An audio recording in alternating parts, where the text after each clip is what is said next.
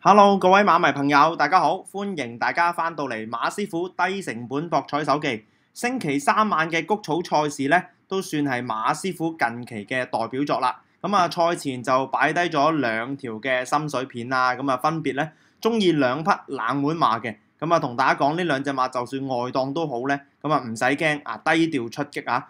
今次最開心嘅係咩呢？兩匹冷門馬臨場都冇大飛。所以能夠靜靜雞咁樣咧走到入嚟。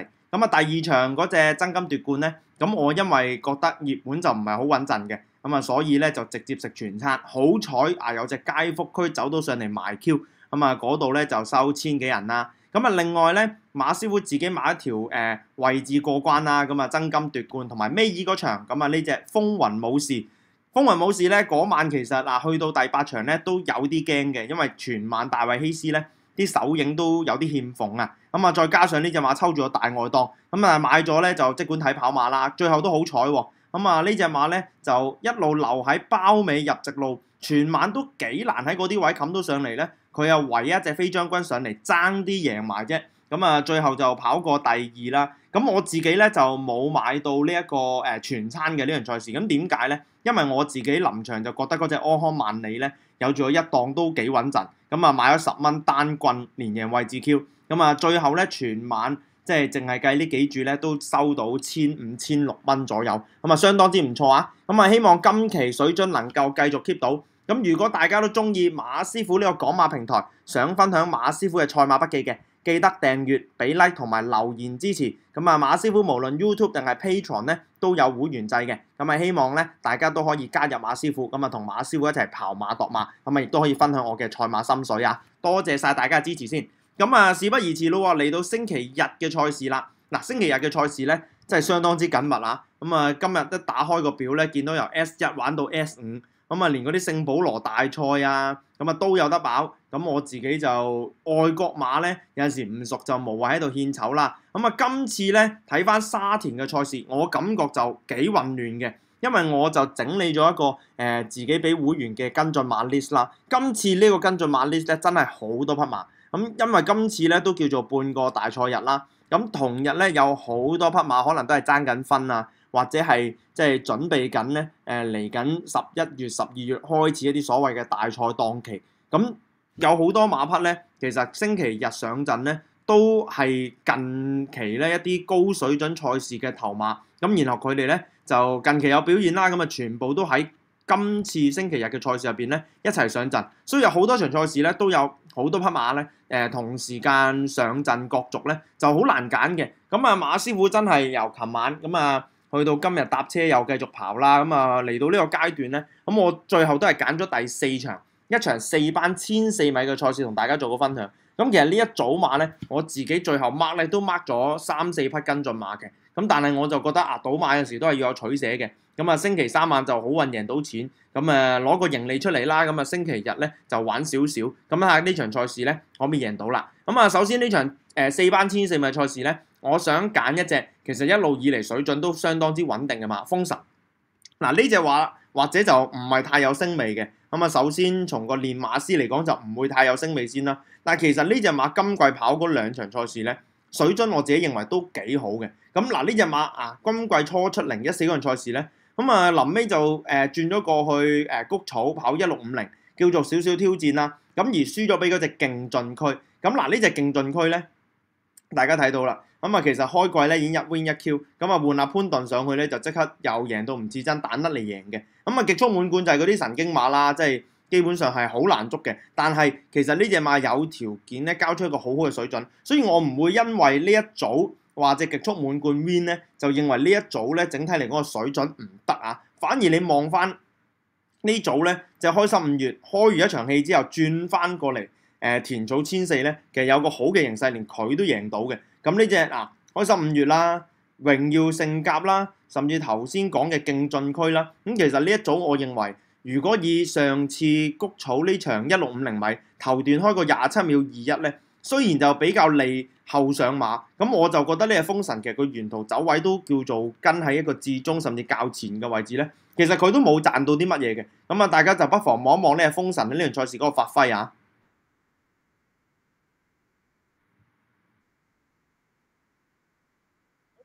一檔啊，咁啊奧爾文策騎，咁啊呢隻馬早段咧，其實你見到都相當之快閘嘅，咁啊快閘都係嗰句啦，咁我覺得一啲馬能夠做到快閘咧，狀態就差極有限嘅，即係撇除佢本身個馬嘅天性而言啦。咁啊早段開心5月嗰啲馬咧就搶啦，咁啊然後呢一隻風神咧，咁啊當晚我都有諗啊，佢會唔會係賺咗少少形勢咧？因為佢就跟住嗰隻跑第二嘅勁進區。咁啊一路貼住內欄，咁但係其實當頭段扯得快嘅時候咧，你見到呢隻馬都叫做跟喺個內欄度咧，我自己就覺得佢喺個步速底下就一定冇賺㗎啦。咁而喺佢後邊就係嗰隻極速滿貫，咁大家不妨就臨轉入直路之前咧，咁你見到阿奧爾文咧就都幾淡定喺個內欄度，咁啊見到阿巴道啊，咁啊嗰隻極速滿貫已經揈咗出去3-4碟咧，揾空位追，咁我覺得呢度隻風神最蝕位係咩咧？咁啊佢走內檔。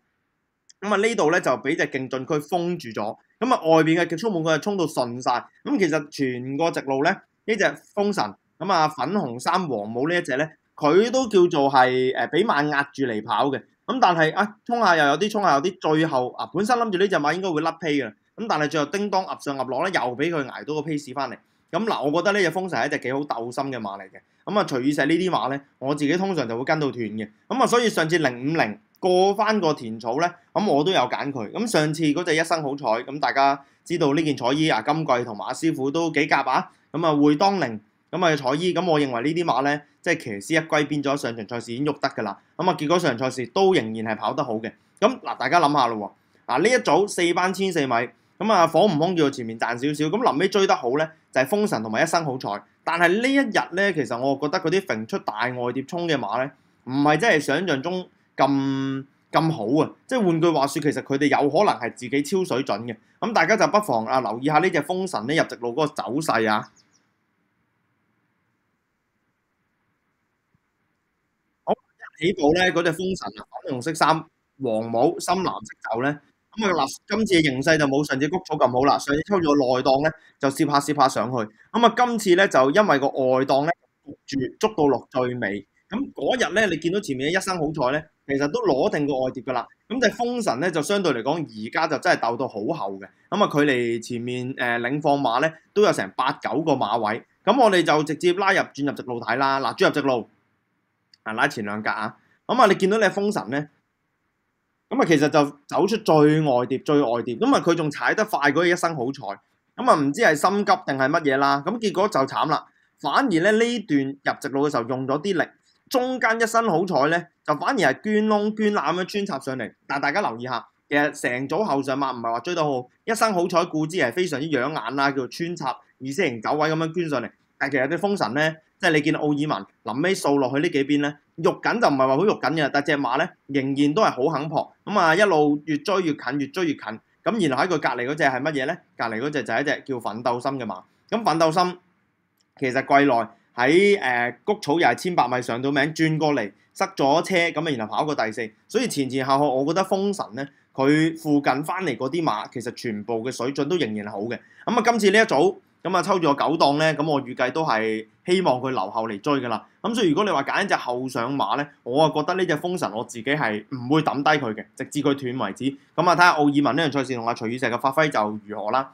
咁啊揀完一隻後上馬咧，咁啊我覺得形勢咁混亂嘅，就不妨留意埋嗰隻前置嘅時尚歡欣。咁啊呢隻馬今季就喺容天鵬轉倉過去鄭俊偉度。咁啊但係騎師就繼續冇變，周俊樂。嗱今年咧周俊樂唔好話佢旺我啦，咁點解咧？因為佢基本上好多個馬房啲馬佢都砌嘅，估唔到啱啱星期3晚年啊，尤達榮啊，咁啊都扯得上關係嗰隻無極勇將。咁我覺得周俊樂今年咧就喺咁多個華將入邊咧，即係唔好話正唔正氣先啦，起碼手風順嘅，咁呢隻時尚歡欣轉過去鄭俊偉之後咧，我認為呢啲7歲嘅馬匹咧，咁啊鄭俊偉都叫做調教得幾快，咁啊嚟到咧已經成到上季尾呢隻馬谷起咗嗰個鋭氣咧。其實我希望呢隻馬或者我期望呢隻馬咧喺季初要交代到，咁個交代可能係上名啦，贏唔贏到咧就真係好睇對手嘅。咁啊呢隻馬季內就跑場賽事069，咁069大家會點樣稱呢一組馬咧？我自己認為呢一組嘅大千紅心同埋時尚歡欣咧都係好嘅，因為當日咧無論龍城強將定係勁進良區呢隻77倍嘅大冷門咧，其實都係喺個內欄度貼實晒嚟慳嘅。咁所以如果嗰一組貼欄跑得唔好嘅馬，即係例如獨步天下競蝦王咧，咁我自己就會稱低啲，反而貼住條內欄，例如標致多多、龍城強將同埋呢隻勁進良駒咧，我覺得佢哋就有可能係賺咗個貼欄嘅形勢。咁所以咧，我今場賽事就係揀呢隻時尚歡欣。咁啊，一陣間睇條片咧，你知道呢隻抽咗10檔嘅7歲中老年馬咧，其實發揮相當之唔差啊！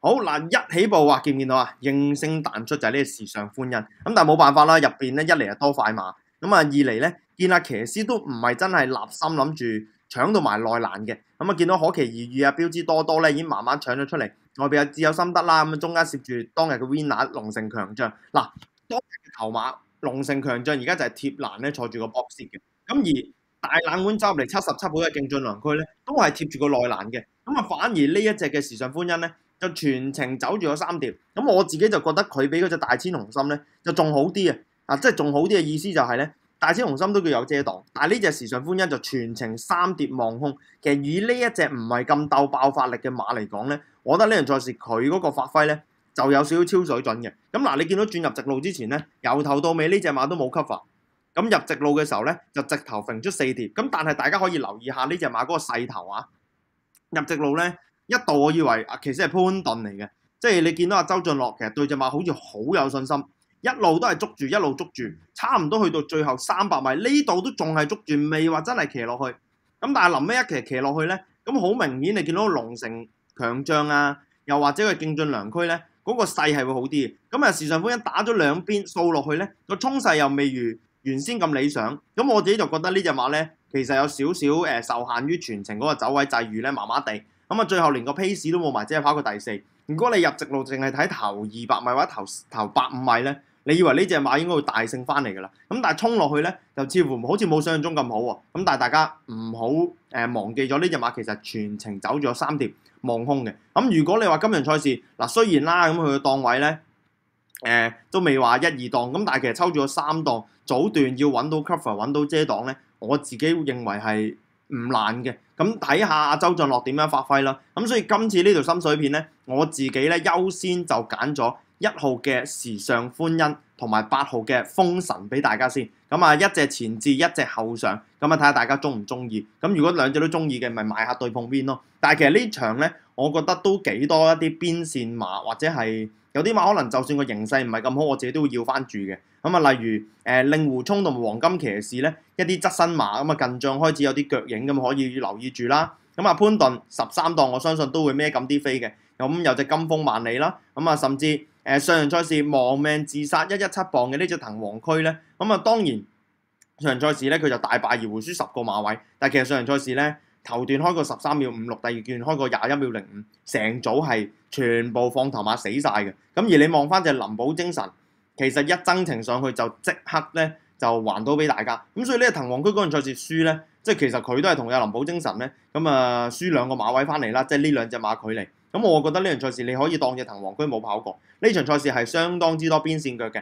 咁我就希望能夠攞住隻時尚歡欣同埋風神兩隻都叫做準，經常準成啦，或者容易跑近嘅馬咧，咁睇下臨場會唔會搏埋一啲4連玩4重彩嘅彩池啦。咁所以今次呢條心水片咧，咁啊再講一次，10月19號咁啊推介第4場連贏位置 Q，1號風神，8號1號時尚歡欣同埋8號風神兩匹馬俾大家。咁啊希望大家中意呢條心水片啦。咁啊如果大家中意嘅，咁啊記得訂閱俾 like 啊。咁啊今次呢條心水片就講住咁多先，祝大家星期日贏多啲，拜拜。